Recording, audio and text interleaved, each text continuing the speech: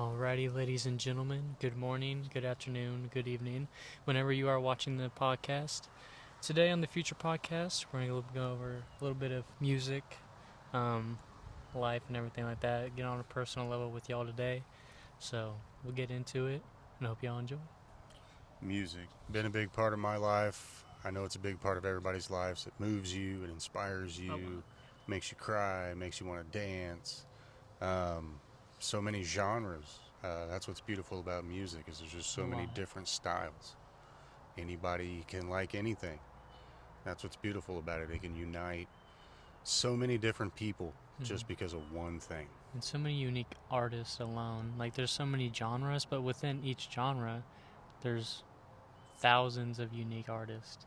That's the craziest thing about music. I mean, you look at hip hop. I mean, the amount of different artists that's come out of that. You got good or bad, yes, but that's in there's the a lot genre. of bad. You got to level it out. But to each his own. But yes, yeah. I mean, when you look at old hip hop, you have Tupac, Biggie, and then you got all those. And then you have the late '90s. You got Timberlake. You got all the different different types of pop within hip hop at that time.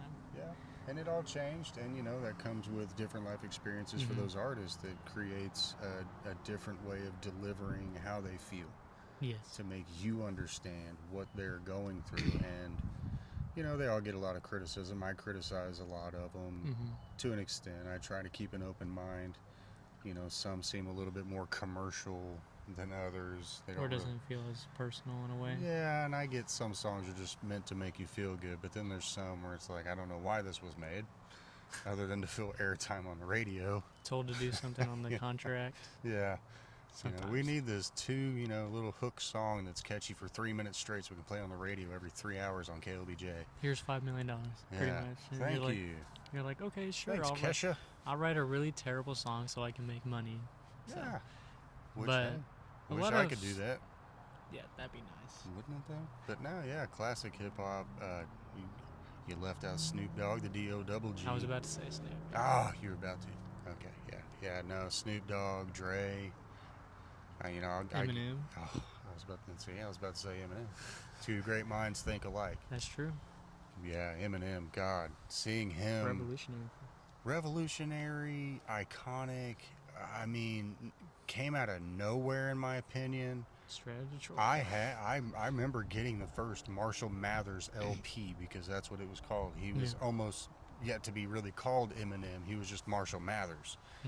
And he, really hadn't picked up that moniker yet. And to hear him, to hear the aggression, to hear how quickly he could put words together that you never thought should go together. The lyrics he could put together. Yeah, like you're saying. It's unbelievable what he put out there. Oh, and still going and strong. And then play yourself in your own movie. Also pretty and get an awesome. Oscar. Yeah, so pretty awesome. For it. All around doing good. But it was just crazy to see because you already had so many good rappers in the game, but nobody expected to see a little white boy get on the stage and start just spitting good bars, getting out there. And like the movie portrays it perfectly. The whole crowd is just like, what are we watching? What is happening? Oh my right now? God. Unspoken of. Okay, and to the same credit, just like our man Elvis Presley here that my son loves to death. Same aspect. I mean, most people when they heard him sing, because back then it was all radio anyway. They didn't know he was white. See the faces. Yeah, they all assumed he was black. And I think that's awesome because that's how much soul he had in his voice and in the way he sang. The way he was raised. That if you close your eyes, which is a beautiful thing in life in general, just close your eyes. You don't need to look at anybody. Just enjoy. Feel who they are. And that was amazing what he did. Breaking down barriers, as Insane. You would say. Especially because they're like, it was a really terrible time between the colored and whites.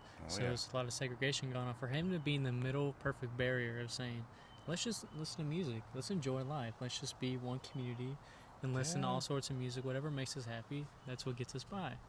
And I love that one scene in the movie where they're telling him when he sings Trouble, the shirt, the before effect of this shirt, where he wiggles his finger in front of the camera. Just because, like, I don't want to listen to you. It's like, it's not what I want to do. I want to sing music for everybody because Elvis that's all he wanted to do. I'm going to do what they want me to do because they're the fans. They're the reason I'm here. And that's what makes a great artist when they understand that and they can buck the system and go against what producers and directors of shows want. And it's like, I'm an artist, forefront, and for anything, may it be a rock star, hip hop artist, whatever, you're an artist. And so your first reaction is to go against the man, go against the system when they try to force you to hinder your art in any way. Oh, we need you. Jim Morrison with the Doors, prime example. Yeah. Oh, well, we need you to change. She can't get much higher. We need to change that lyric. Okay, well, maybe she can be on fire. Well, no, we can't do that either. So now you're just telling me what to sing. It doesn't feel like it's personal. Like many artists have done over the years, they go, okay, yeah, we'll do it your way. And then live on TV, baby couldn't get much higher. And he just like emphasizes it into the camera as a big, F you, I'll do what I want to do. Like, I'm the musician. Yeah. Like, you tell me, like, what clothes, like, you tell me I gotta wear a brand of clothes, sure. Okay. But, maybe. But, like, lyrics, like, you can't sing if you don't like what you're reading and everything like that. So you're not gonna sing it as good as you can because you don't care. You don't feel it. It's not your words. And that's what music is about. It's these people's, like what we were talking about, it's their life journeys. It's things that have inspired them to create this music, and now they've created these masterpieces to a lot of us fans, and you want them to change it just because you don't want to make a couple of executives upset. No, it's you keep it the way it is because that's what the fans tuned in to see. That's what they want to hear. That's how they got to who they were. Yeah. Like, if Elvis didn't sing like this, they wouldn't have caught him at the Sun Radio. Nope. He wouldn't have had that big hit when he first released his first album. So it's like how they become famous is key important of all the roles. Yeah. I mean, Zach Bryan's doing pretty good. I know you don't listen to a lot of the new country, but Zach Bryan, the way he came up, he played a lot of acoustic, and that's what he continues to do. He adds more instruments to it now that he has the band and everything, but it feels like all his music isn't being shoved down his throat for us to listen to. Which is nice because, everybody's probably tired of hearing several artists like Taylor Swift. I feel like she's one of those they just keep cramming there, and it's like, I'm sure she's a great human being, but it's like, almost. Yeah, I mean, I can only imagine she'll put out an album if she winds up getting a divorce now. She might. It'll be probably a double platinum, triple selling. That's my only thing about Taylor Swift is she makes some good songs. She's a good artist. I give respect. She's a good musician. But it feels like a lot of her fan base is surrounded by a lot of exes, and it's like, that doesn't seem enjoyable. That's not enjoyable music to me. It's like, sing about something other besides the guy who screwed you over at the fountain because he kissed somebody else. It's like, that's not what we want to hear all the time. Make one song every blue moon. It's a good small little hit, but don't base every album around that. It's like, I'm sorry, I'd be afraid to be a guy attend a Taylor Swift concert as soon as she puts an Angry Chick song on, and every girl around you is like, yeah, you look just like him. It's like, what? You're the reason, man. Like, it's just like you've taken away like half your demographic when all of your music is like that. Yeah, that's true. She could, she has a talent enough to make other songs. She's made other songs. It's like, quit making. And you see that on both sides of the charts with guys too, where it's like a lot of like the more rap and stuff. You feel like you're singing about all those inappropriate things, and it's like, well, then you're not gonna see like women who like don't want to hear that. They're not gonna show up. No. You're gonna have a very specific demographic, which is good, but don't get it so thin of a line where if you change one small thing, it's all gone. Yeah. You need to build a good general demographic so you can always have somebody there in your community listening to you and stuff like that. Because I know they call it selling out, but you got to get somewhat mainstream. You can't be indie your whole career and expect to make it. Yeah. Very few artists have ever done that. That's why they're icons when they can do it. Because they did it phenomenally. And so it's not for everybody to do. And so, you get a lot of crybabies. I don't get enough radio time. I don't get enough downloads, this and that. How come I'm not on the VMAs and this and there? And, well... It sounds good on the radio, but not everybody wants to listen to radio music. Well, you don't want to have to edit half your song live because you can't say half the words live on TV. And that's the other issue. And that's where, like, prime example, a band like Slipknot, Corey Taylor, he got smart where, yes, Slipknot is probably one of my top 3 bands of all time. I love Slipknot. I could listen to every single one of their songs. But I love how he understood the music industry to a point where if I really want to get out there and touch more people, I have to alter slightly how I am getting my message across. So I don't need to cuss as much. I'm not as angry anymore. I got the anger out. Now let me get my message across. So let me put out Stone Sour. Two totally different bands. Yes.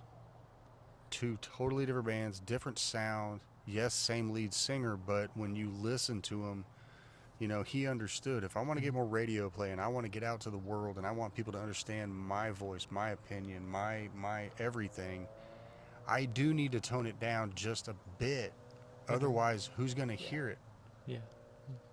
It's very rare that you'll hear somebody hear that. But that's what I like. Because when I grew up, I listened to both of them, obviously, because the way he raised me on good music. But up until the point, like, when all throughout my childhood, not a lot of, like, Googling. I didn't go on the internet or anything, so I just watched cable TV and listen to music. And it was great, but I didn't know it was the same singer up until he told me.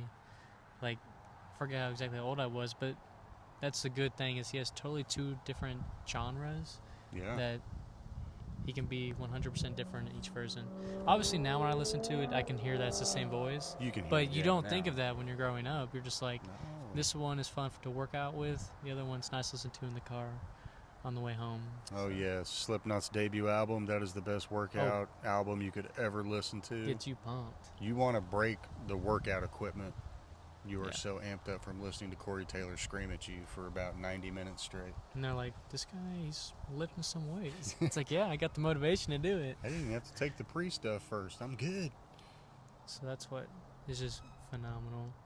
And it's hard to see that nowadays. And that's my complaint with modern music. I do know there are some good artists. I just think it got watered down, and it does that from time to time. Music, much like the movie industry, much like most entertainment industries, it fluctuates. And so you're going to get an influx of just a little bit too much talent. Yeah. You know, and it waters down the product, and there's too much out there, and so there's not enough substance. Yeah.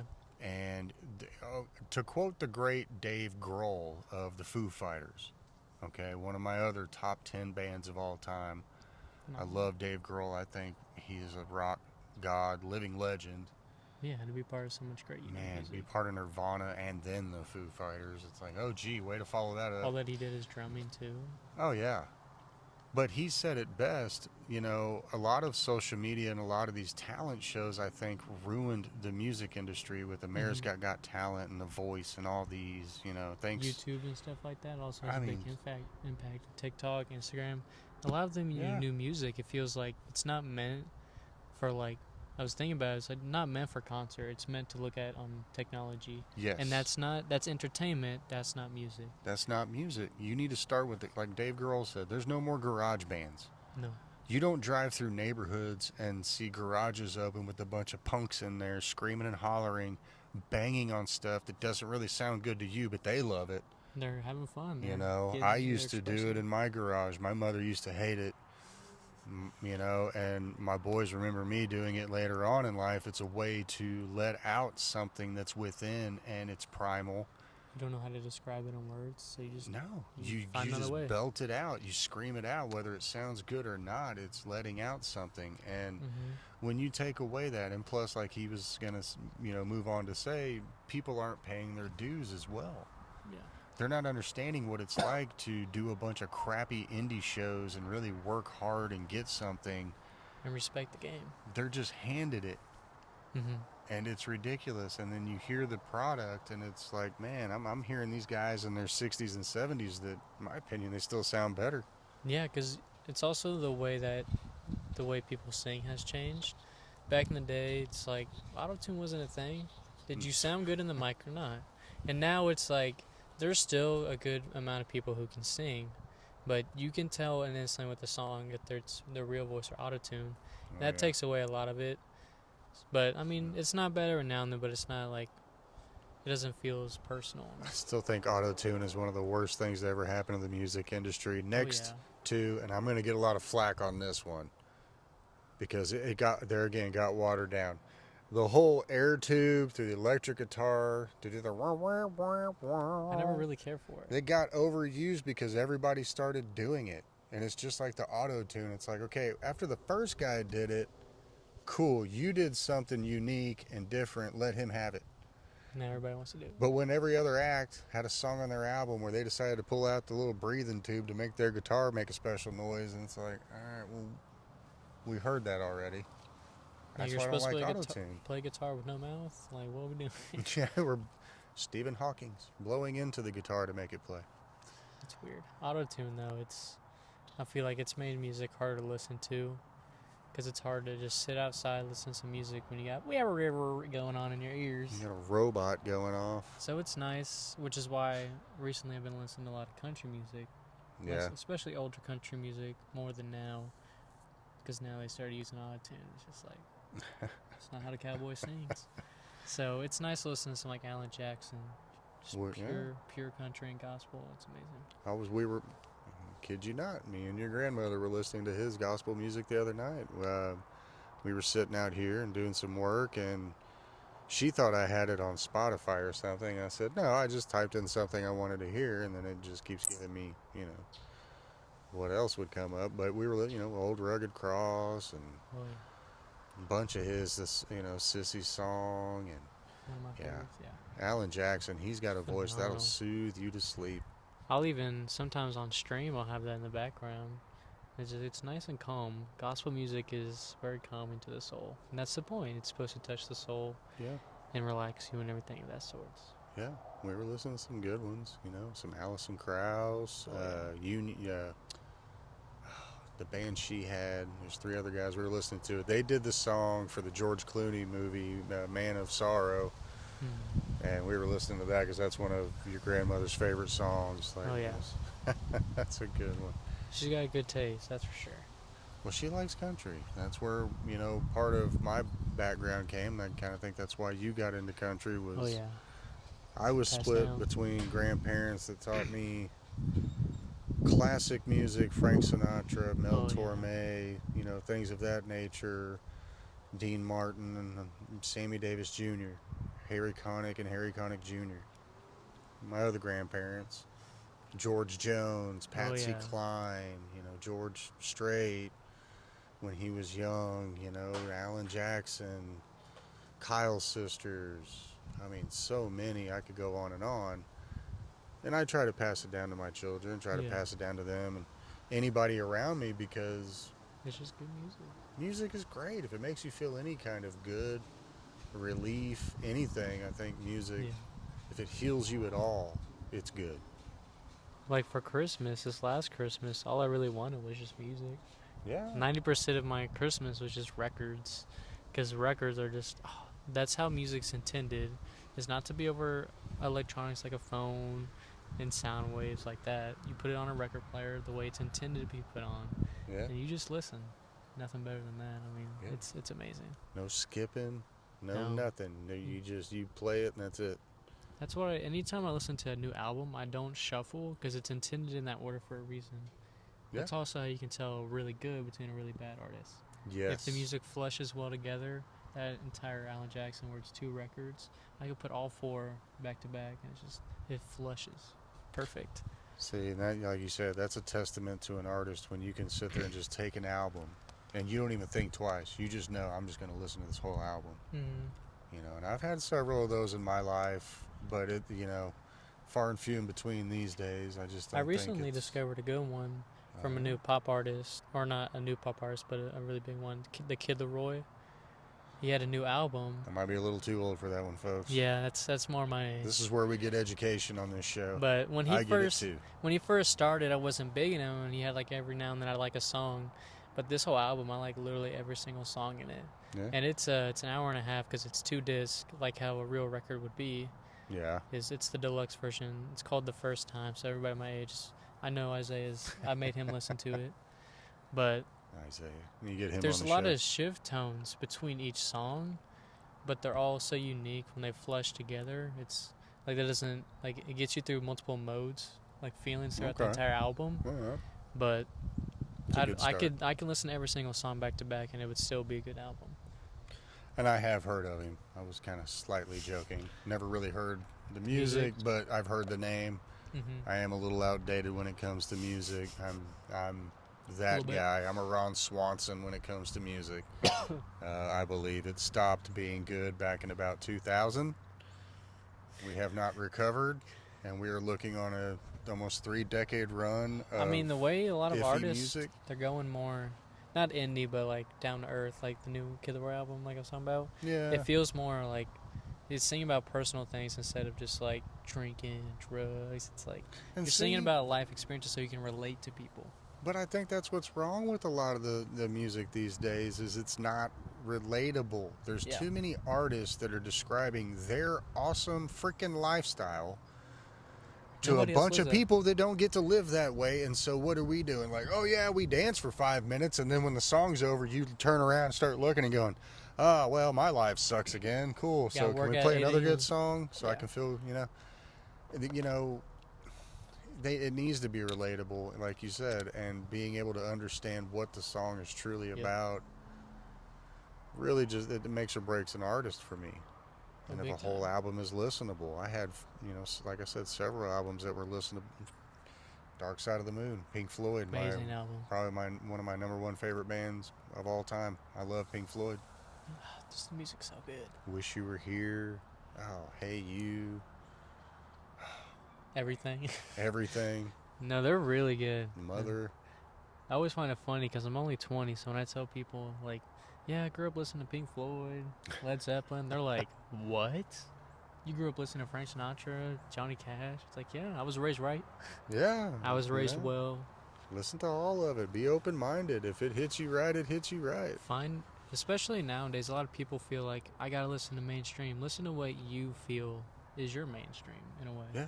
Like, if you can't enjoy it, what's the point of listening to it or doing it? Create your own trend. Be your own leader, Don't follow what everybody else is doing. Like I said, if it feels good to you and it sounds good to you and it makes you feel right, that's good music. That's what it was intended for. It's just like a good movie, a good book, good dinner. Yeah. How you feel after you hear, watch, taste, listen to it, anything. Mm-hmm. That's the point of it. You should feel moved in a certain way. That's why a lot of people read books. Yeah. Because it's a little bit easier because you have more to explain. But, I mean, that's why a lot of artists continue to write. After, like, the first big one, they do more stuff like that. Because if something's relatable, the audience is going to want to read it more, listen to it more, watch it more. Just because, like, why would I want to watch something I don't want to relate to at all? It's pointless. So find that niche that is perfect to you. Exactly. Yeah, I totally agree. What's a genre of music really speaks to you? Lately, it's really just been like country, a little bit of R&B, a lot more slower music. What I've noticed the past few months, a lot of slow music. Getting old. Yeah. I have finally turned 20 and I'm feeling old now. Them old bones. Gotta listen to some slow music so I don't rock too fast. Pretty much. I don't know. I've just been really enjoying just sitting, especially when I'm driving. It's nice to roll the windows down, have a little bit of kick out a slow. It can still be deep, but it can be slow. Oh yeah, that's what you find also with a lot of what I've also been doing. They go off of that. I've been listening to the words more rather than the rhythms. Yes. And it's totally switched. Like my taste, like a year and a half ago, obviously Elvis still, but a lot of the other music, it's totally flip flop now. Because it's like I want to listen to what they're saying to make sure it's like, I feel what they're speaking about. It's like every song has a good beat, but do they have good lyrics? Does it match well and everything like that? And that's where in my opinion, the poetry in music comes into play. And that's where I'm pretty biased on my favorite artists because I'm huge into lyrics. And I think I've kind of instilled that in you. Yes, I think I've kind of pushed that on you a little bit. But, Pink Floyd, prime example. I mean, you listen to anything that David Gilmour and Roger Waters wrote throughout every single album, and it's a riddle. But once you figure out the riddle, it's one of the most beautiful poems you've ever read. Yeah. Jim Morrison of The Doors. Oh, yeah. Poet. Tupac Shakur. Oh, I was going to mention Tupac. Yeah. Poet. I know, that's why I said it first this time. But I mean, Tupac, absolute poet. I mean, you go back and that's what's great about these guys. Corey Taylor, he's another one. Just And I used to love that about albums for us older folks that had cassette tapes and stuff. They used to actually have a sleeve inside that would give you all the lyrics to the song. Yeah. So you could actually learn the song. And it would be so cool to actually read those words and see what they were actually saying and what it meant. And that's when you kind of would go, oh, wow.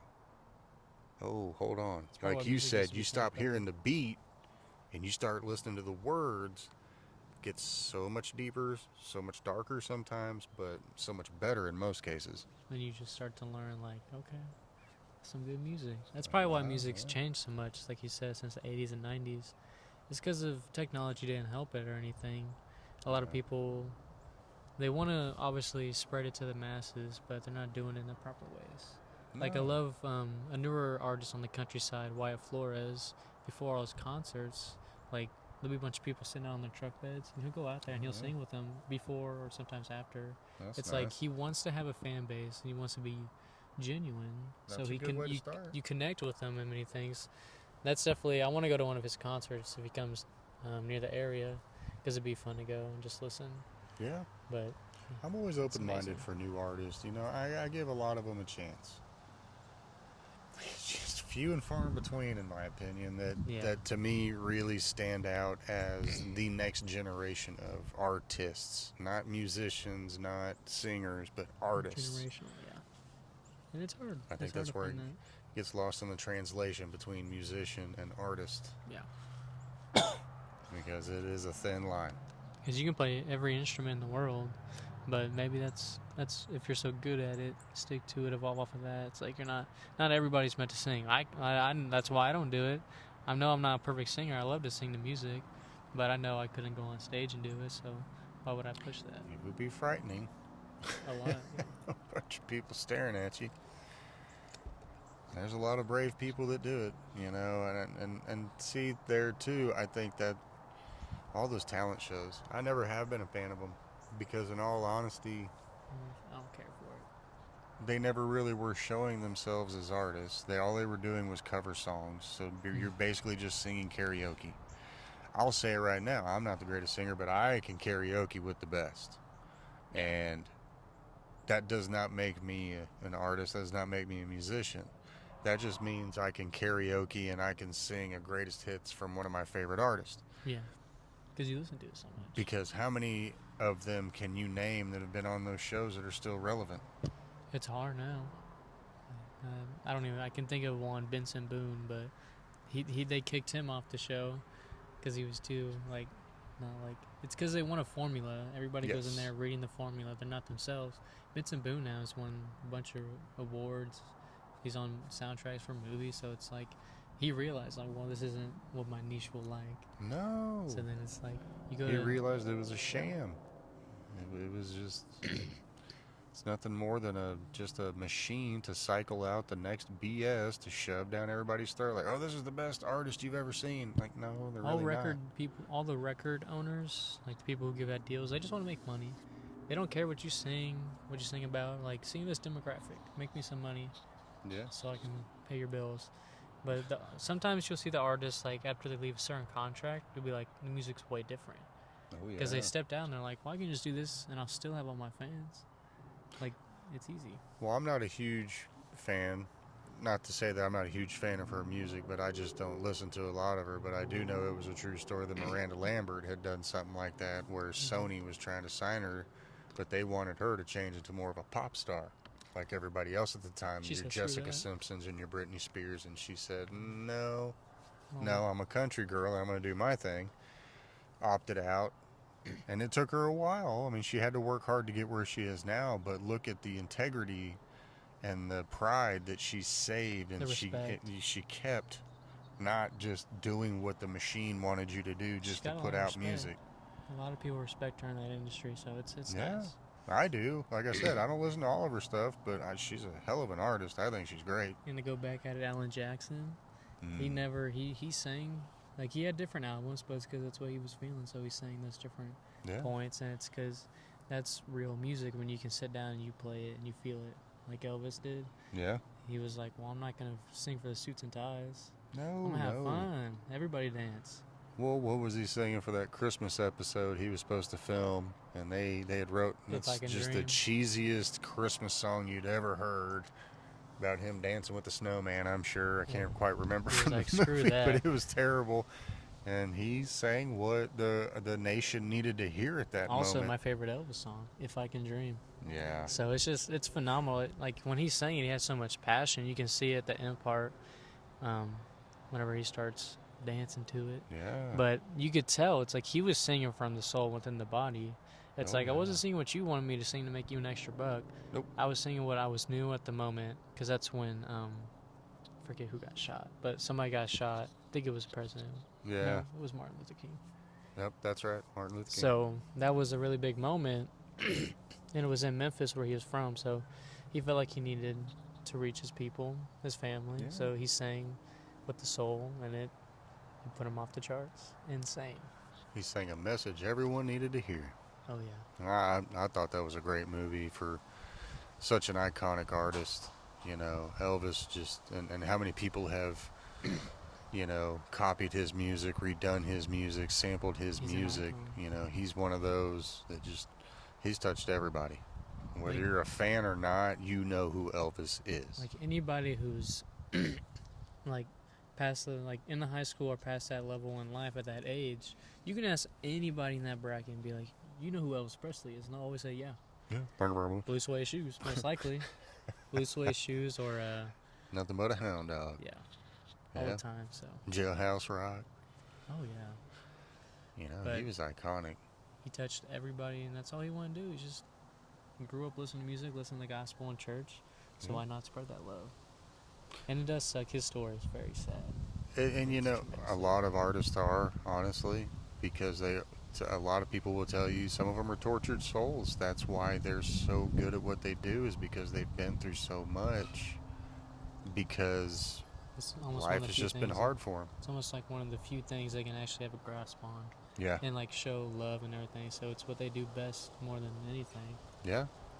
You'll hear a lot of artists say, you know, I'm the loneliest famous person you've ever met, because once the fans are gone, what's left? You know, and that's hard. That's a harsh reality. That'd be, you know, I couldn't imagine living through something like that. No.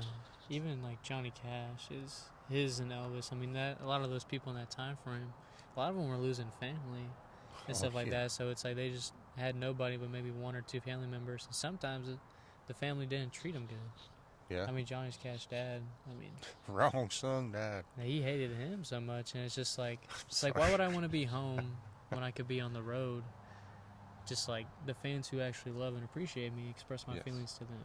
Yeah. And you can tell it's so much different. Man, well, those were the original rock stars. They were the ones who started the tours, you know, across the country, and started living that rock and roll lifestyle. Elvis Presley, Johnny Cash, Jerry Lee Lewis, you know, a handful of others that, you know, just strolled along with them, the Tennessee Three.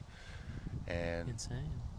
The debauchery, it's just the mayhem and chaos that they were able to get away with, because nobody had ever seen anything like that at the time. They thought it was just normal. Well, they're rock stars. They're supposed to be able to get away with it. And most times people try to kill them. For some reason, that was people's resorts for singing music. I don't know why that's a resort, but you're the devil. If you're so good at dancing, people think it's unhuman-like. It's like, well, maybe he's just good at it. Maybe that's what he's meant to do in a way. Yeah. Like the way Johnny Cash played that guitar. Oh, man. And his voice sounded like a freight train coming down the way. Like, he just had that deep barreling voice. And now we have a lot more of that. That's because of Johnny Cash, though. Yeah. A lot of men were like, so I don't have to be up and giddy and high tone. It's like, I can be dark. I can be brooding. Because you have Frank Sinatra music, but you can't just go out there and sing like Frank did with a guitar at that time, because that's not how everybody grew up thinking. No. So it's game changing for a lot of these artists. And you sometimes will see that with new artists. Yeah. Like, especially with the pop side, there's an artist you definitely don't know, David. I mean. David? Yeah. That's creative. But he's got some really good music. I'm sorry. His name's Bob. He's the latest hit on the pop scene. But pop I mean, charts. With his music, it's pop music. It's got like the same beats as some songs would, but what he sings about, you can relate to it on a lot of personal levels. So it feels like slowly you get that one in a generation that kind of seeps through the cracks. Like, oops, got in. It's like I got past that brick wall. So I kind of feel that way with Bruno Mars, in all honesty. I think he was one of the few in his little generation part of his generation that kind of crept through and was like, no, I can actually do all these. I can write, sing, dance. And it seemed like that live. Yeah. It's like, and do it like, I can do amazing. These. And like, I like Bruno Mars. That shows you how old I am. That's probably the newest artist I've liked. He's trapped in Vegas right now. He's getting the Elvis treatment. Oh, no. He gambled too much, so now he's got to pay off his debt. But before that whole Vegas thing, I mean, like the album... Are they going to have to do a movie with Rami Malek? They might. So he can get some money and get out of there. Another biopic. He would be a good one for Bruno Mars. They're the same size. They are. He's got to learn how to do the little Bruno Mars dance moves, and he'll be easier than Freddie Mercury. That one was hard. I don't know how he did that one, but I mean, also Queen. But we can touch on that in a minute. But with Bruno Mars, I mean, phenomenal. It's like you got back into dancing music. You're like, okay. Honestly, yeah. For as white as I am and as stiff as I move when I'm dancing, the Lazy Song is one of my favorites. Anybody dancing. It's such a good song. It's very catchy. And it's fun. Well, I mean, he even created a whole meme where the whole nation wanted to dance to his song, where everybody was making a video of everybody in their office dancing to his song as they were moving around. It's there awesome. Again, the inspiration. That's what's beautiful about music. And when you have good music, that's what it should do. It should bring a whole country together for one purpose, and that's to just enjoy. Take it in, enjoy it a little bit. Yeah. Like that album, one of his first ones where he sang When I Was Your Man. That album's got so many different songs on it. Yeah. But they flesh together like a lot of albums should.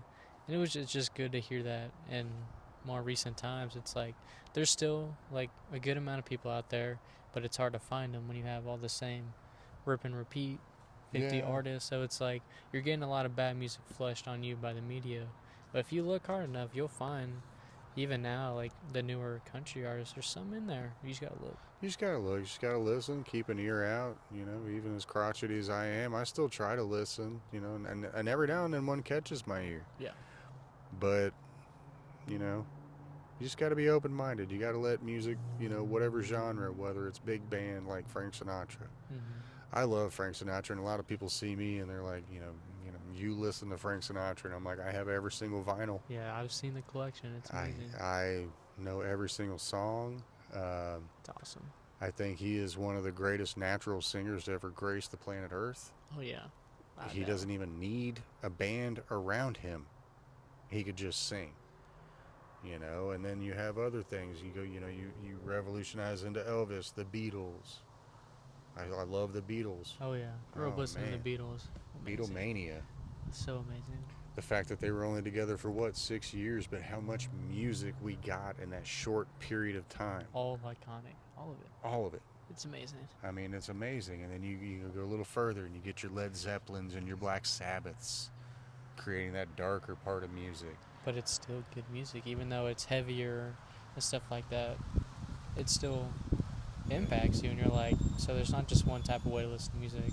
Yeah. Like, every genre, find that 1 to 2 artists, and then off of those 2 you can expand. Yeah. It's find what you like. I find it hilarious how many metal guys will tell you they really love blues music. Yeah. I find that awesome because you go and listen to a lot of old blues riffs, B.B. King, guys that, and just the way they slide. And now you go watch a bunch of these modern era guitarists, and what are they doing? They're sliding and they're picking. That's blues. That's bluegrass. That's just on banjo. That's just on the heavier chord. Yeah, and stuff like that. You're angrier when you're doing it, much faster. I was about to say you're just playing a lot faster, so like it just goes to whether it flushes quicker, so it just sounds like more aggressive and everything like that. But you can definitely. It's so funny when it's fly, but it's so.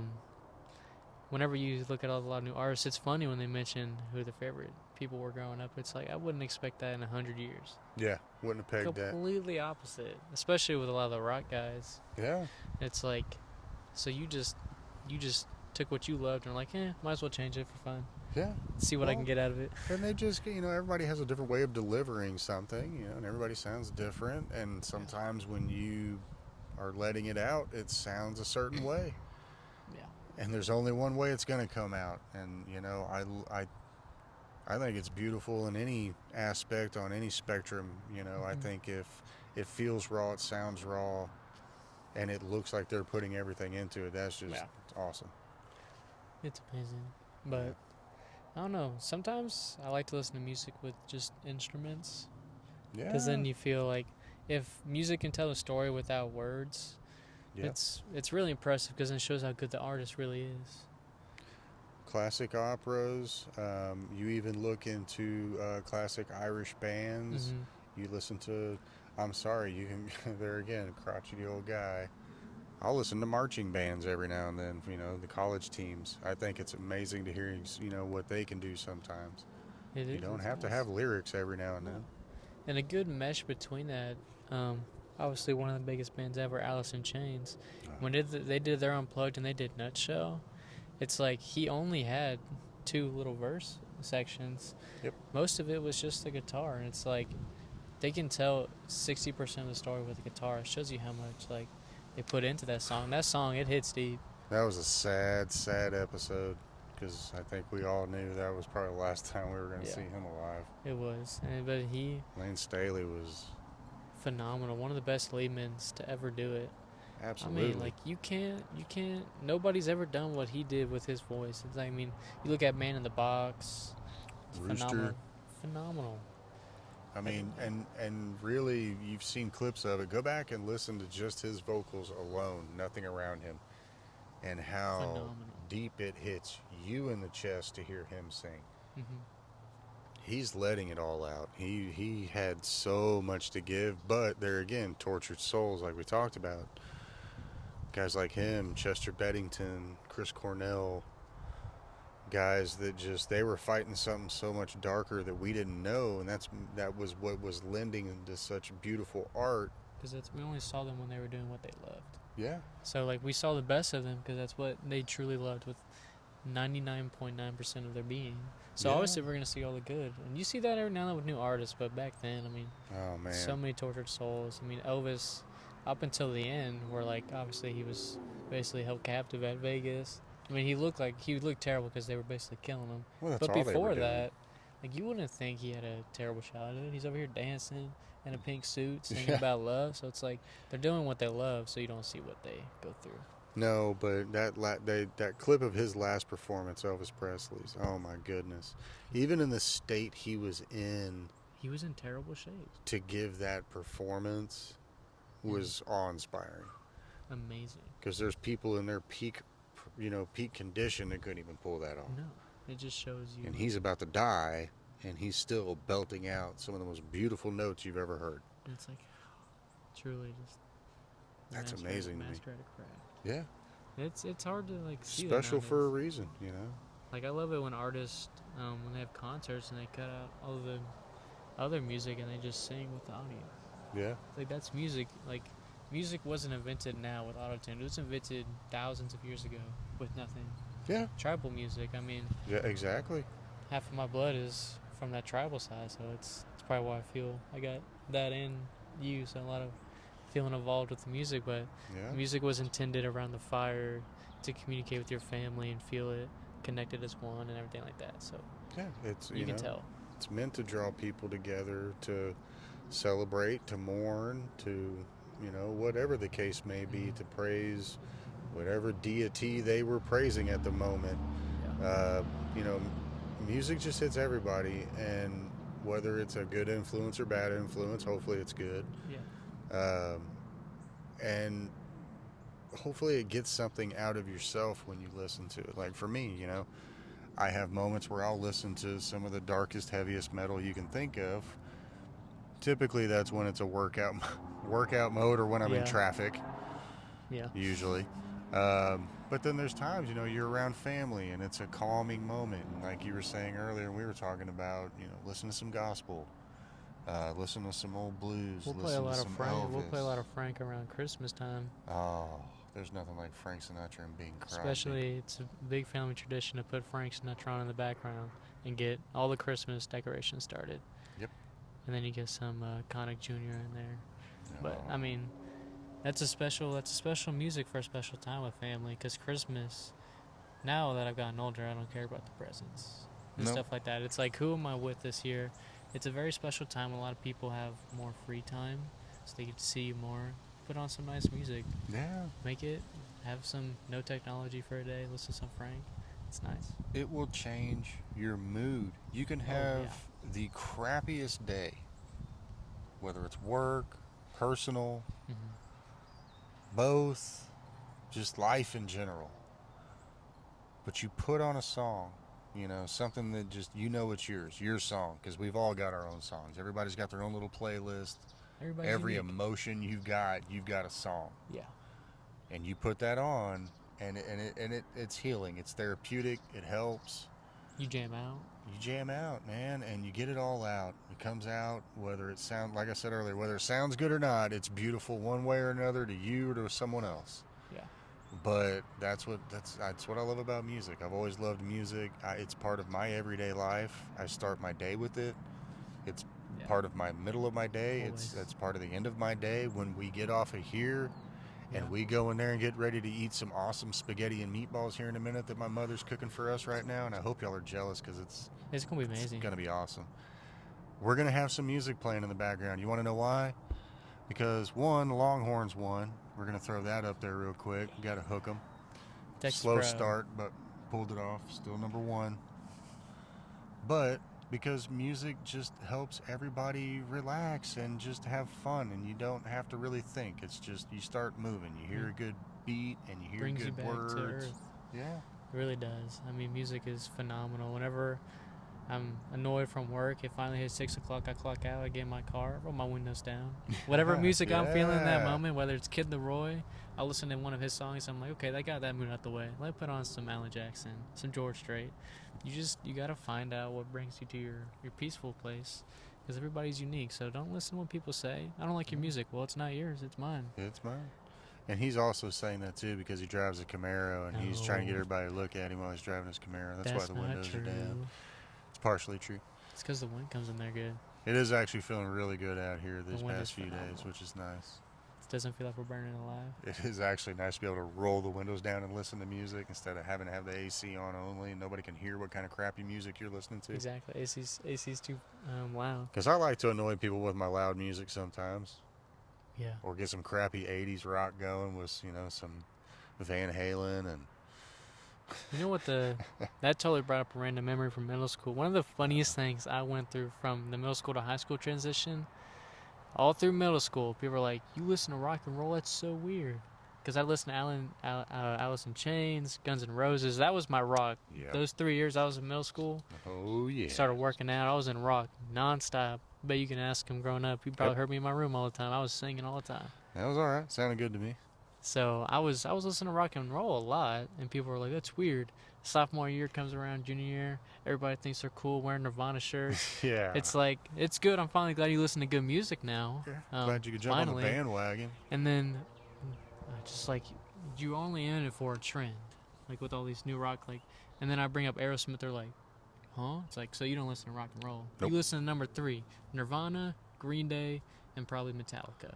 Yeah, because that's all the T-shirts you see constantly at Walmart and Target. People will come up to me like, how many songs do you know? I was like, I grew up with the music. I grew up with music, yeah. So it's like, I don't need to tell you how much songs I know off the album because I actually care about this album. I did used to get a kick out of you and your older brother coming home and telling me about how you got to trick teachers into extra credit because y'all would wear your shirts. Oh, yeah. I would buy them every shirt I had because they would be jealous, and so I'd have to get them one. I still have my Foo Fighters shirt.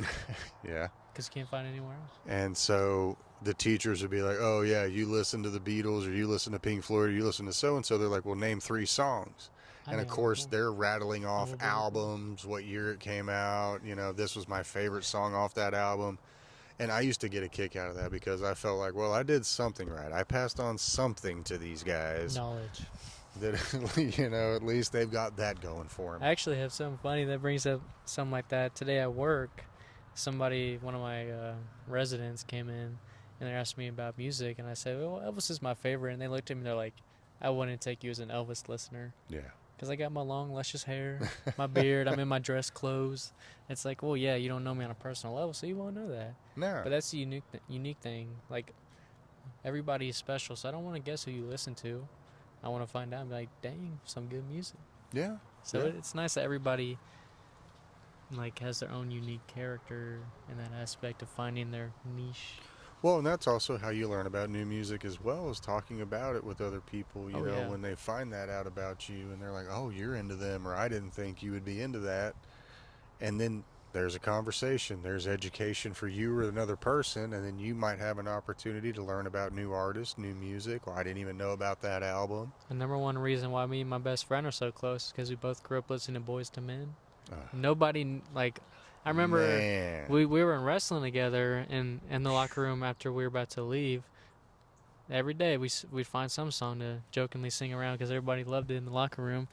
One day we came out, we broke out singing Boyz II Men, and Coach looked over, looking at two 15-year-old dudes singing Boyz II Men, and he says, y'all grew up listening to that. We're like, yeah. Yep, sure did. We're having a good time. It's one of the ways me and Isaiah, we bond so amazing because we can sit next to each other for hours and just have music. I'm sorry, Cooley High Harmony is one of the best albums ever. So Boyz II Men. Oh my gosh, beautiful. See, and this is, you know, I played everything I listened to around them without a filter, whether it was good or bad. I would just have to explain to them, don't say what you hear sometimes. But I wanted them to be cultured in the sense, and I think everybody should be cultured in the sense of touch every spectrum of music, because you don't know what is going to inspire you. Yeah. And it could unlock something unbelievable. That's what's happened to me recently. So, I mean, it's definitely... And don't think you'll know what you like within the first person you listen to. It takes... Yep. I mean, I'm just now 20 figuring out all the music I like. Like, there's parts of your life you're going to like something over another. Yeah. And that's just maturing and growing and everything like that. So don't think you'll find that special person right away. It's just put on some music while you're playing games. If something catches your attention, you're like, okay, this is... Yeah. If it can take you off your tracks and make you actually sit there and be like, whoa, this sounds good. Well, and like we were, you know, stay open-minded, listen to everything. When I used to be in construction, I had a friend of mine I worked around with for quite a few years, Matt, and me and him really clicked on the music we listened to because he listened to a lot of classic rock. And that is one of my main genres I listen to. Oh, yeah. And so it was easy for us to just ping pong and, you know, songs and playlists while we were working. Mm-hmm. Well, there came a day when he said, oh, my phone's about dead. Can we use your phone? I said, yeah, man. Hooked it up to a speaker. I put on my playlist, and my playlist goes from Tupac to Frank Sinatra to Chris Stapleton to Leonard Skinner to Metallica to Slipknot to Boyz II Men to Green Day. There's just so much music. And by the third song, he's looking at me going, what kind of music do you actually listen to? And I was like, I listen to all of it. If I like it, I put it on my playlist and I listen to it again and again and again. Yeah. I don't care if it's the same thing. I can listen to literally AC/DC and turn around and listen to a Christmas CD if I wanted to, just because I'm in the mood and I appreciate that music. Screw it. Yeah. The awesome thing about that is every single person in the family, there's genre that I listen to with everybody different. Like me and Mom, Bruno Mars in the day. Me and Dad, you put on a Frank Sinatra record, we'll be singing in the kitchen. Yep. Same thing with Elvis, Johnny Cash, that whole genre. Me and Hunter, you put on some Weezer, we'll be in the car. We'll be in the car jamming to some Weezer. Some Smashing Pumpkins every now and then. I'm a little picky on my Smashing Pumpkins, but Hunter loves that music. Billy Corgan's got a special voice where you have to be kind of picky, in my opinion, because it can be overbearing at times. And then you have Mama. Me and Mama listen to any country album out there. And then you get with me, little cousin Levi. We'll put on some Kid Leroy. We'll be jamming in the car. He'll be having some fun. Because he's young, so he's just living with older cousin. So, but Levi. Me and Kinsley's funny. She actually loves it when we put a record on. Oh, yeah. She dances more to records because she sees it, and then she'll start getting those hips moving. She's fun. She loves music. She likes to hear music. She likes to dance. Oh, yeah. Makes me sing all the time. Yeah. And then you got Isaiah. Me and Isaiah, Bruno Mars is probably one of our bigger ones, but any of that pop category right there, I mean, me and Isaiah, all 7.5 years I've known him. We just be jamming.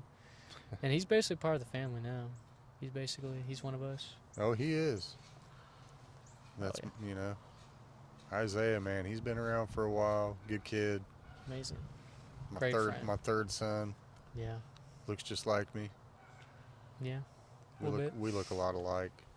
It's very, very. I want to get him on here one day. We'll have to, because it's eerie. We're gonna get Isaiah on here, and y'all are gonna go, "Holy cow!" Like, you weren't kidding. He looks like he's. Somebody once told me and Isaiah we were like salt and pepper, and we are like, well, that makes sense. It does. I've known him since before I hit puberty, and now that we're grown men and we can both grow facial hair, so I've known this man for a long time. So we grew up around each other from 7th to now, actual adult life. So we're gonna be a lot like each other because we stuck together. Oh man, yeah. And well, like you said, it kind of halfway started with music, and there you go. You might never had a friend if you didn't have music there. And then we have a trio, me, Isaiah, and Deshaun, but all three of us, we'll get in one of our vehicles, whoever's driving that night, and no matter what, we'll all have 3 different unique genres, and we'll just be jamming. Just jamming a Taylor Swift. No, definitely not that one. You won't catch that one. That one's not in the rotation at all. No Tay-Swizzle. But yeah, there's a beautiful red cardinal over there. We do. We get a lot of cardinals out here. That one's pretty. Because as they say, cardinals are supposed to be your loved ones coming in to visit you, and we have 4 of them exactly. Yeah. And I find it ironic because it's 1 female, 3 males. And that's what's happened recently. And we have lost my grandmother, my grandfather, my uncle, and my dad. Yeah. And it evens out to exactly them, and it's hilarious because it's the same 4 that come visit us. Yeah. It's insane. My mother's convinced. But it would have been nice if it came over here by y'all so y'all could see it. We get some nice, pretty birds out here in Texas. Oh, it's beautiful out here. Weather's cooling off now. It's starting to get nice out. Y'all hear how quiet it is? There's not construction, loud cars. It's nice. It's nice to step away, and that's why a lot of music is nice when you're in a quiet environment. Because you're in that environment, you feel like yourself, so you turn on that music, and you're like, I don't care. Just enjoy, take it in. I've been doing that a lot lately. I've just been taking everything in. I've described that on the streams at night when I'm live. I'm just like, I don't know. It's like, I enjoy this a lot, and it's helping reach my final, knowing myself fully more. Absolutely. It's getting me closer to that feeling. Part of the journey. Growing up, getting old. Oh, you're old as dirt. Oh, no. So what's that make me? The man who invented dirt. Son of a gun. I set myself up for that one. But yeah. We go on for days about music. Yeah. And in the comments, let us know your favorite genre, your favorite artist right now, your favorite song. Because then you can look back on it in a year and be like, dang, my entire taste has changed 1,000,000%. Yeah. Go out there and listen to some of the bands we've talked about. If you've never listened to them, give it a chance. And even if it pops up other people from that genre, find something new. Figure it out. Something might touch you just right. That's also a great thing music can do is when they put it in movies. If the right song, look at total jump in the conversation, but in game, when Cap is at the end, that final battle, just hearing those trumpets, it makes you more involved. It makes it more personal in ways. So you're going to feel more involved in all that.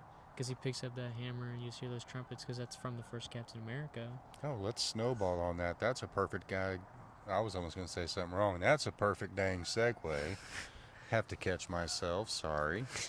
That's a perfect segue because music, there again, it's so iconic to the point of when it's in movies. It affects it. And I love how Harrison Ford hates the music from Indiana Jones because he says it follows him everywhere he goes. And he loves that character, but it's that music. But it's the music. He was like, it even followed me to the proctologist the other day. They were playing it while I was in the waiting room. It's like, but music is so iconic that in so many movies, Jaws, we were talking about horror movies on the last episode, and I was talking about Jaws, like that song. Oh, well, if there was no music and you just heard them in the boat, just like, oh no, it's like, so what's going on? It's nothing. But that music, it just gets that, it's like, what's happening? Especially, I bet it's awesome on those lake watches. But even like you were saying too with the Marvel ones, I still get goosebumps when you hear certain music cues in Marvel movies because it's almost like you already know, like, oh, this is gonna be badass. Look at Iron Man. It's gonna be cool. Iron Man, AC/DC. Is tied to that character forever now. Yeah. And also Black Sabbath, Iron Man, obviously. But that was before the fact. Our DJ's got some good taste in music. I'm just saying our generation was built different. I mean, it's just awesome how they can tie in something so small but have such an impact on the character. Because it's not in a lot of scenes when you think about it, all the music, but the scenes that it's in is so elevating. It's like, okay, now I remember that because it was so awesome. Yeah. Like, it's nice you get those little, like, little background noise for the action scenes, but when it's a big moment, like, you look at Southpaw, when you got Eminem's Phenomenal. I am phenomenal. It's like, that elevates the scene, and it's like, okay, so that's what it's like to go through the mindset of, I'm about to get in this ring and fight a dude so I can pay my bills in front of millions of people. Like, you're going to get pumped up. You're going to be telling yourself, I'm the greatest there's ever been. I'm about to tingle your tingleberries. How about the Star Wars theme? Are you kidding me? What nerd besides us out there does not nerdgasm over that? The Duel of Fates at the end of episode 3. I mean, my favorite episode 3, because it's my childhood. It's just like, it's phenomenal. I mean, it elevates that scene of, like, it's an emotional fight between somebody who took over the father role of him and raised him to become a Jedi, and it's like, now it's life and death. That music is going to get you. It's suspense. That's what I was looking for. Man, music, man. It's iconic in every aspect of life. And how can you not love it? I don't know. I honestly don't. And when I don't think I've ever met somebody that says they don't like music. But if I ever did, I would really have to question their sanity. I'd have to question if they've been euthanized lately. There's not one thing. There's like nothing. Small? Like not even a jingle on your phone, like a ringtone you don't like. Nothing. But it's hard to find those people because music is just, it affects everything. Everything has some sort of music attached to it. YouTube videos, there's always something in the background of certain parts of the video. Movies, TV shows. And it's just like award shows always have music at them. And it shows you how powerful and moving music really is when you look at it. Well, even as, for kids. Oh, yeah. All of these Disney movies have such an iconic opening song for all their movies that, like, my daughter, his sister, like, she can hear 3 beats into any song almost and tell you what movie's coming on. Moana. About as bad as I am. Yeah, we're bad. They try to stump me all the time. What's playing? I'm like, this one. And they're like, We'll go with that. As soon as we hear that in-game opening, we're like, oh. What? I like that movie. But Kinsley, she loved when she first watched Moana. Oh my God. She was singing the song. She sings songs with you. Oh, yes. She's still young, so it's like she's still learning. But music, I think, helps you learn a lot of things. They've done studies on this with when you're growing up. Absolutely. And, like, history classes and, like, math class, there's always songs to certain stuff, like the multiplication song, division song. It's like, it's so catchy, and it's something that holds an effect on you. That it's like, okay, well, if I want you to learn what's important, I'm gonna put it in something that connects to you. Yeah. Get it in the brain. It helped. It's an association thing, and it's just whatever it is in our human brains, we all associate with music. Yes. That's what makes it wonderful. It's just a matter of opening up and finding what you like and possibly liking other things. I saw 2 red cardinals that got my attention for a second. I just dozed off. Oh no, they're getting the bird seeds. They're hungry. Yes, they are.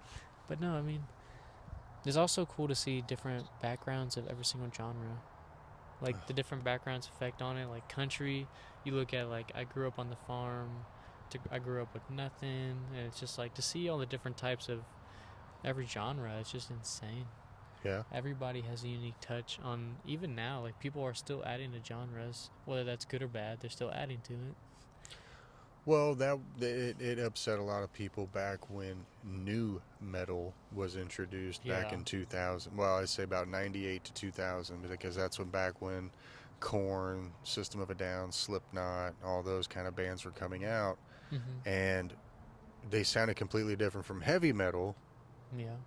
And punk so rock. They kind of needed a new genre for it because it was a new sound, and so they called it new metal. Yeah. Well, it upset some people because it's like, well, no, it's still heavy metal. Well, it's new metal. Well, now it doesn't sound cool because now it sounds like you're calling me a hair band. Yeah. When I'm just trying to be heavy metal. But it helps people differentiate there again, so you don't really water down one genre. Same thing. Now you kind of know your alley, where to go. Same thing with punk rock. Yeah. I mean, when you had Green Day come out, there was no even line, like, to put them in.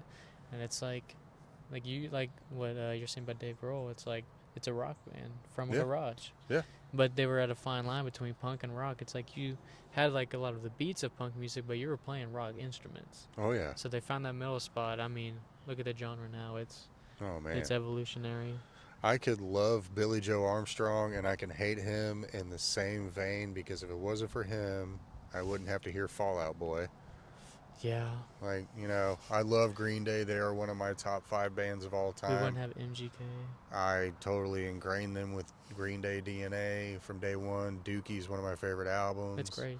Great. Yes. Nimrod's a great album. All the music. It's just... It's the catch-22, because, yes, you get a Sum 41. Mm-hmm. But then you also get a Blink 182. I know that's going to irk a lot of people. Not a big Blink 182 fan. No, Hunter loves them now. Yeah, my oldest son loves them. But because they make goofy videos that are funny. It's fun. It's fun music to listen to. And it is. And that's why I don't really hate on them. They're just not my pick of the litter. Mm-hmm. I would prefer a band like Sum 41, because when you look at them and you listen to them, they sound like real punks. They sound like they want to kick your door and have a party and tell you to leave. Yeah. And you probably have heard about that happening. I don't know. But, yeah, I think punk music is... It's been misrepresented for a long time. Yeah, you got... I don't like him at all, MGK. I just don't like the music. Because it's not punk, it's pop music, but he's trying to make it sound like punk. The coolest pop guy, so let's push him as a punk. I don't know. I mean, until I realized it was him as Tommy Lee in Netflix's The Dirt, I thought it was good. And then when I realized it was him, I was like, nope, I don't like this all of a sudden. This is not a good movie for me. Don't like it? Not at all. But I'm not going to lie, I still watched it 3 times because I like the music, because Motley Crue is one of my favorite hair metal bands. We can go into that on another episode. Grew up in that time period. I like most of those bands. Yeah, they're that one. Hunter likes Motley Crue more than I do. I know I never got into them as much. I was stuck around the older. I will say Hunter probably likes them more than you, because your brother is more into drums. Yeah. And Tommy Lee is one of the best drummers of his generation, and he's very underrated. Oh, yeah. I think he just got stuck. Him and Mick Mars got stuck in a shit band. Yeah. Had they had a different bassist and singer, they probably would have had a much longer career. Oh, probably would have been much better.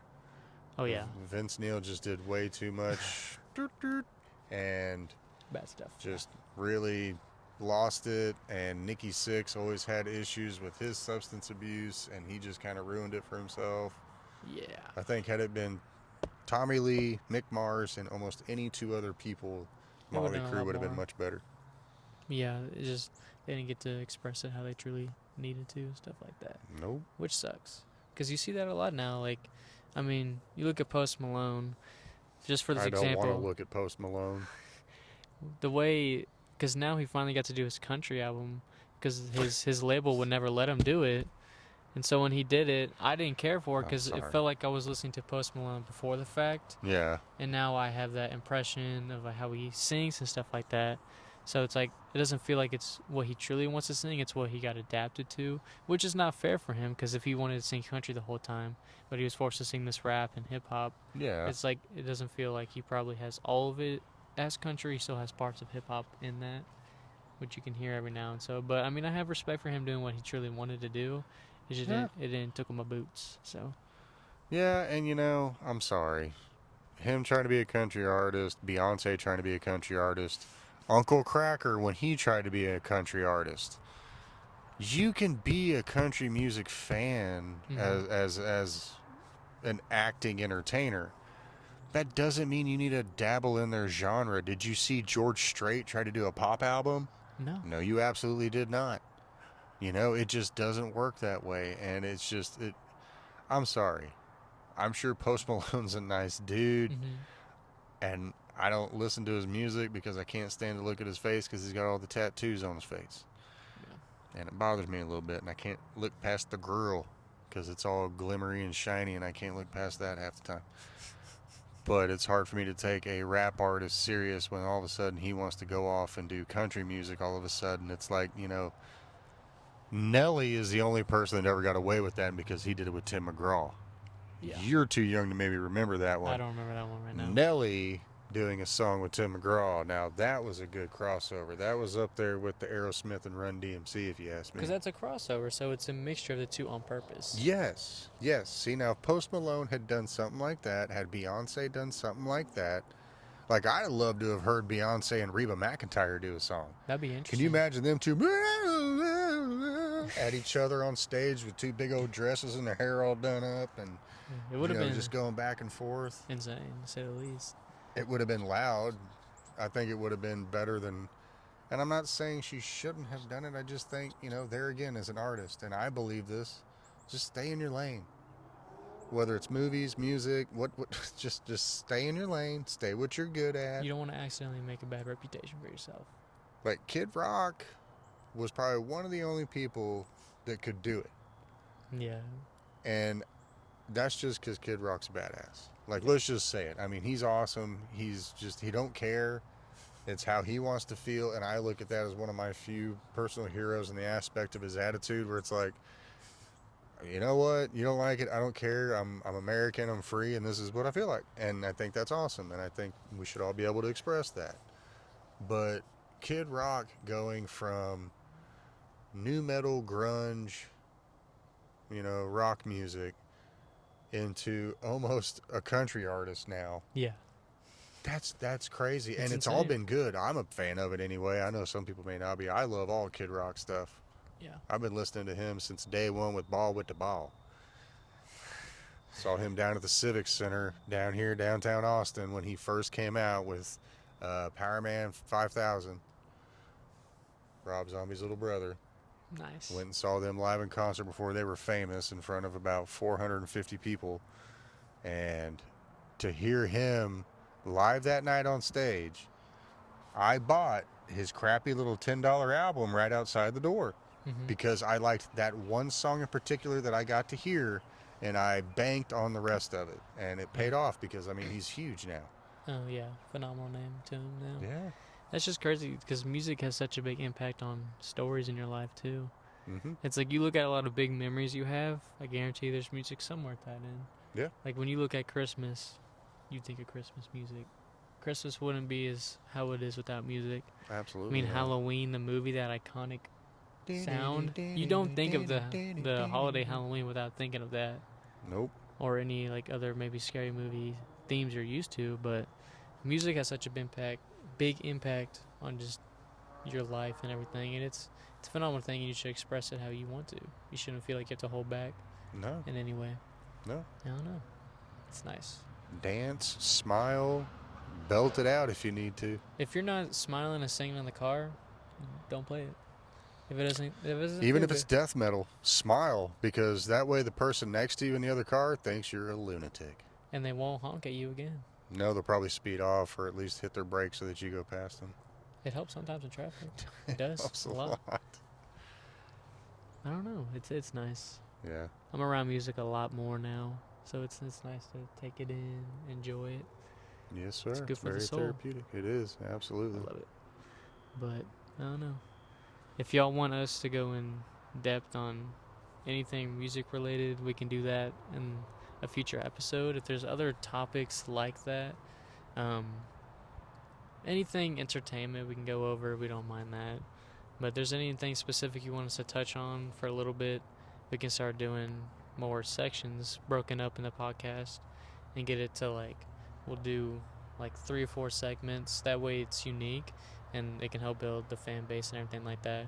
We want to start touching more on WWE because, I grew up since the day I was breathing, watching WWE. It's been a part of both of our lives a lot. Absolutely. Other sports, we're football fans down to the T.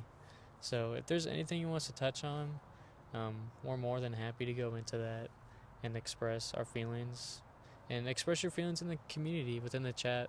It's nice to hear from y'all. It's nice to know that we're reaching y'all. Talk to us in the chat. I try to respond to as many as I can. So if I miss you, I'll try to get you whenever I can and everything like that. But feedback is the best thing to ever get when you're doing something like this because we're completely new to it. Never done anything like this. Nope. A year and a half ago, if you put me in front of this phone, I wouldn't be talking like this at all. But it's something we both really enjoy. It's expressing who we are as people, and we want to find a good community who has a good understanding of that, and that way we can all do that. Yeah, we like talking to y'all. It's very fun. I feel like we have an extended family. Yeah, and we want to build that as much as we can, because the more fan base we get, the more we can produce in higher quantity, quality, and everything like that. Yep. So it depends on how bad we want it and how y'all want it. We're a team. It's not two different sides. We're one side. Absolutely. We're the future. The Future Pod. There you go. But yeah, I think we'll cut it off for now. We'll be back. We're gonna start going to 2 episodes a week, so we're very happy to do that. It's gonna be very fun. I kind of want to do middle of the week will be our normal podcast at my apartment, and then the weekend I'll come out here, get more down to earth, talk more personal if y'all want to, and kind of just have 2 different types of videos, so it's different quality of content, everything like that. But we love it. We'll be back in the middle of next week, and we'll look forward to seeing from y'all. But for the time being, I think it's time to say bye. Laters.